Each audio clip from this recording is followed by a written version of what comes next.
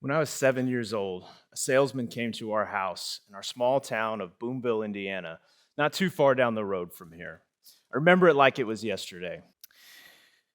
It was 1995, and this salesman was not unique in the sense that door to door sales were quite common at that time. But one of the things that was unique about this salesman was that he came to sell us a set of encyclopedias.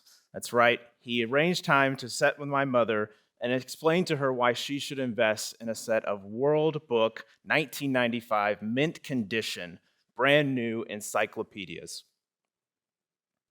I remember it just like it was yesterday. I was sitting at that kitchen table listening to this persuasive but tired middle aged man convince my mother that this encyclopedia was an investment in her son, that it was an investment in his future. I remember him saying, "You see, your son is clearly very bright, but without these books and the knowledge that's contained within it, he'll always be limited in what he can achieve." He was very persuasive, as I told you. My mother bought the 23 book set, all 23 of them. Those 23 books sat on our stairwell for most of our life, untouched. But something happened that day that we'll unpack in just a moment. Shortly after that fateful day, the internet continued to become what it is today, what we know, what we love, what we hate, or both. 1998, two graduate students from Stanford University created what we now know as Google, and that changed the way we retrieved information for the rest of our lifetime. 24 years after the start of Google, OpenAI released a demonstration called ChatGPT on November 30th, 2022. And the last 3.5 years, for many people, myself included, have felt a bit like a whirlwind. And that's partially because it has become the fastest adopted technology in human history. Not just ChatGPT, but other AI tools are far outpacing other forms of technology that we as humans have adopted in our history. And when history tells us that technology is adopted this fast, disruption will happen. It's not just the rate of adoption alone, it's the effects that it causes on our life. Take, for instance, what we read.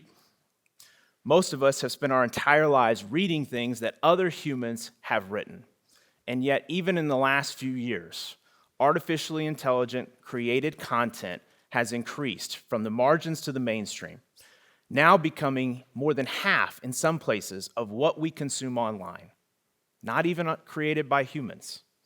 What do we make of that? How do we make meaning in a world where we're absorbing and consuming artificially generated content or information?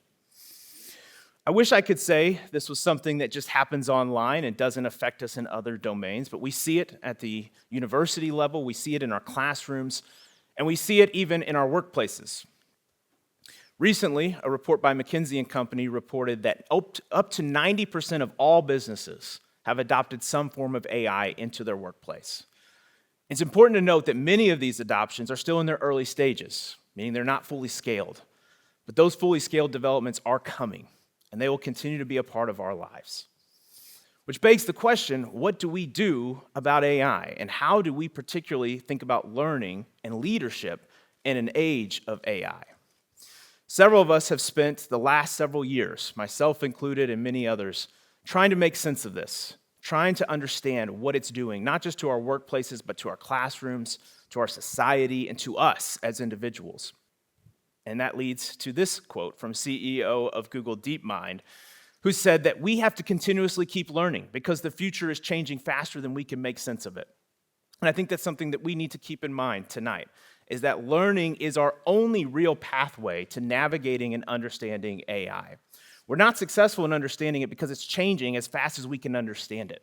And as humans, if we continuously learn, it's our best chance of managing and navigating the uncertainties that AI presents us in our workplaces and in our classrooms. Learning and leadership, let's talk about those two things for a moment. What are they? What do they mean? Learning is something that we know is more than just acquiring information. You heard about that tonight even. It's about making sense of information, about wrestling with it, about grappling with it, about making connections to other things. And that's a human concept. It's a human idea. And it's something that we have to keep human if we're going to continue learning in the future. Leadership is also not just about answers or finding them. It's about helping people navigate uncertainty, doing so with trust and clarity and care.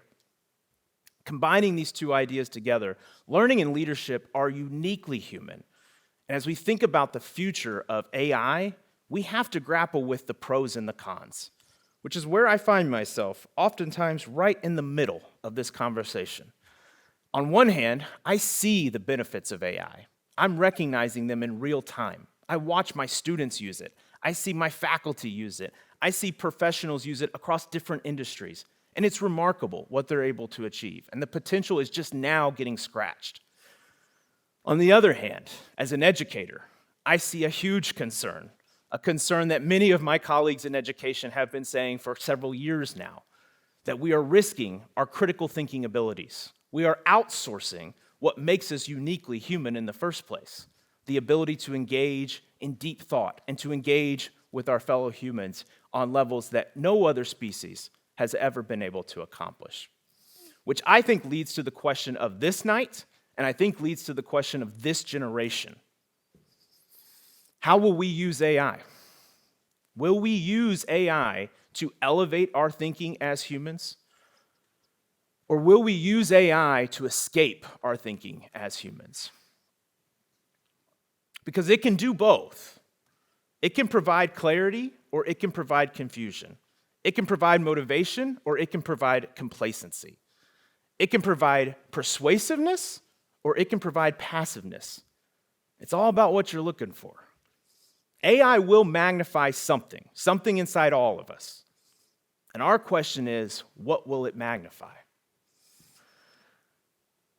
One of the things that I know from 15 plus years now in higher education is that it's not easy to do either, to learn or to lead. It takes a lot of work. It takes a lot of challenge. It takes a lot of sacrifice. And one of the things we have to recognize, and one of the questions that we have to deal with is, what are we risking when we outsource our thinking to AI? What are we willing to give up? You see, this talk is not as much about technology as it is about us. Who are we when the easiest path is always available? That leads me to some very specific audiences tonight. Some audiences, as I look around, I see here in this room. And I want to address a few of them tonight in hopes that these thoughts will be helpful for you. To my colleagues in education and our faculty, keep challenging our students to think. Force them to think before we force them to prompt. This is such an important skill set. Critical thinking is so incredibly important, not just for education, but for all of society. What is true? What is real? How do we make sense of these things? We need educated people to help us to do that. Faculty, don't worry as much and don't focus as much on the outcomes. It's not about the tests that they can complete. And AI is reminding us of that. It's not about some of the flawed assessments that we've built into our classrooms. It's about the forcing of thinking and making them challenge their own assumptions. And above all else, to my colleagues in education, whether high school, K through 12, college, whoever, we know one thing for sure, that students learn best when they feel seen. Let me revise that. Students learn best when they feel seen by other humans. And no tool is going to replace that. To our students, I see several here tonight as well, and I have several incredible students who I've been fortunate to work with throughout my career. Use AI. Not every faculty member will stand here in front of you and tell you that, but use AI in ways that don't allow it to use you. You're not outsourcing your thinking. And I know this from experience because a lot of the same things were said to me when I was your age about the internet. You can't use the internet to do any research. Well, 20 years later, I think a lot of people are using the internet to do research. Use AI, but do so responsibly. And don't just seek answers with AI. Seek challenges. One of my favorite prompts across different AI platforms is, what am I missing? Where is my argument falling short? What might the skeptics say about my point of view? Because when we do that, we're extending our thinking. We're thinking about other points of view and perspective. And that's a powerful way to use AI to elevate our thinking rather than simply replace it. But notice, you need a perspective before you can use it in that way. You have to develop your own train of thought. And that's so important in our age of AI. To my colleagues in business, I get this question a lot, and I hear it a lot, about having an AI strategy and a leadership strategy, or maybe a company strategy. These aren't separate things. AI is becoming a part of our world, and those alignments need to happen. Our AI strategy needs to be our leadership strategy, and vice versa. Because if you have a strategy for how you're going to adopt or use AI, but it doesn't involve people, then you've missed the boat. You've missed the whole idea. Because this technology should be elevating human productivity, human ingenuity, human creativity. And if we lack that, we lack what is really special about AI's potential: elevation. And business leaders especially, as you think about your outcomes, and so often they are financial in nature, think about too your values.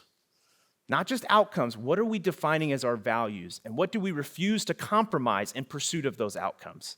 Because AI will allow us to do a lot of things, but our values will be called into question in many of those pursuits, and it's important to be able to defend them.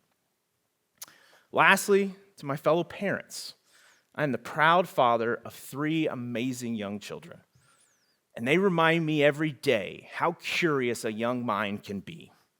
Thousands of questions that I field as a parent, way more than I field as a teacher or as a director or a chair or anything else. Model and help shape their curiosity. Do so without panic. And that one I'm speaking to myself on, because as you dive into the research of AI and as you think about all the ways it's transforming things, you will get panicked at some point. It's okay. You're going to get a little overwhelmed. I can speak from experience on that. But it's important that you model curiosity and that you do so with guardrails. I was thinking about this just last week as my 8-year-old and I were having a conversation with ChatGPT 5.2 for the technical folks out there. Advanced voice mode. I watched my son communicate and converse with technology in a way that he was fearful of, but also excited, nervous about, but also intrigued. And that will be his life. He will be navigating this throughout his entire lifetime, just like we have to navigate how to use the internet. We have to help our younger people, particularly our children, to navigate this new technology. And just simply acting like it doesn't exist is not an answer. They need to have their curiosity modeled and guarded. Learning and leadership have never just been about information. I think we all get that, right? We know that. It's important that it wasn't just about the encyclopedias that were in my house that shaped me to who I am today. Those encyclopedias never became why or how I got into education. Those encyclopedias don't help me as I run multiple programs and work with students from all kinds of backgrounds, undergraduate, graduate, all types of professions, every demographic and age you can imagine.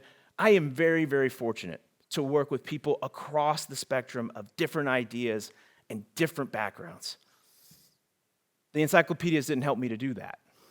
Relationships did. People did. The investment that others have made in me did.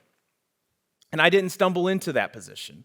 I was trained for it by some of the very best educators in my graduate programs at West Virginia University. Faculty, staff, mentors, peers, co-authors, friends that I have for a lifetime. Go Mountaineers, who shaped who I am. And in particular, I had a PhD advisor, Alan Goodboy, one of the most productive communication scholars that you'll find in the world. Look him up. He took not just days, not just weeks, not just months, but years of his life, and he poured it into me. And PhD advisors are doing that all over the world right now. That's education. That's learning. That's leadership at its highest and purest forms. I didn't just stumble, though, into West Virginia either. That actually started right here on this campus as an alum of the University of Southern Indiana. I was again blessed and fortunate to have some of the very best faculty, a few of them here in the room today. Part of the College of Liberal Arts Communication Studies, who not just gave me a foundation that I would build on for the rest of my life, they gave me not just skills and knowledge, they gave me principles, they gave me values, they gave me meaning, they gave me purpose. And oh, by the way, they helped me get to grad school. That's the power of learning and leadership and what it can do to unlock our potential. And yet, that wasn't even the greatest thing that happened to me on this campus. About 400 yards from where we stand today, I met the love of my life, Not on that particular sign, but I met her at the liberal arts college, and she changed my life. And we all have those people in our lives that have changed us, that have poured into us, who have fundamentally altered who we have become. That's learning. That's leadership. And that's something that I was incredibly fortunate to experience right here on a campus like the University of Southern Indiana. And yet again, think back to the fact that I almost didn't even make it here, if not for a lot of incredible people who once again poured into me and poured into me and poured into me. I think about the fact that at 18 years old, I started my college journey at the Ivy Tech Community College just down the street. 18 years old, I changed majors twice, was thinking about a third change, and also was just considering dropping out altogether. I didn't know what I was doing. Public speaking professor by the name of Scott O'Daniel saw me in the back of that class, and not only did he see me, he believed in me. He showed me that he believed in me, and he invested, and he poured into, and he allowed me not just to develop my public speaking skills, he showed me the importance of having a voice. And not just for me to have a voice, but every other person in that classroom to have a voice. And when those voices come together, how transformative that can be for everybody involved. I'm grateful for people like Scott and who he represents. But I also think about the fact that I almost never even made it to community college. I go back to that fateful day where that salesman came to our house to sell us that encyclopedia. Something happened that day. Something changed that day, and it wasn't the encyclopedias. It was the fact that I watched my mother invest in me, invest in my education, invest in my love for learning. And I saw my father do it, and I saw my grandparents do it, and I started becoming aware of the fact that learning is not an individual pursuit. You can't just download information like we can download a zip file. But you can connect with mentors, and you can have peers and people in your life who can help you to learn. And that's really at its essence what learning and leadership looks like, even in an age of AI. I can still see those encyclopedias. I can close my eyes. I can even smell those encyclopedias. They had a distinct smell. And I could feel the weight of them, even though I never really opened them.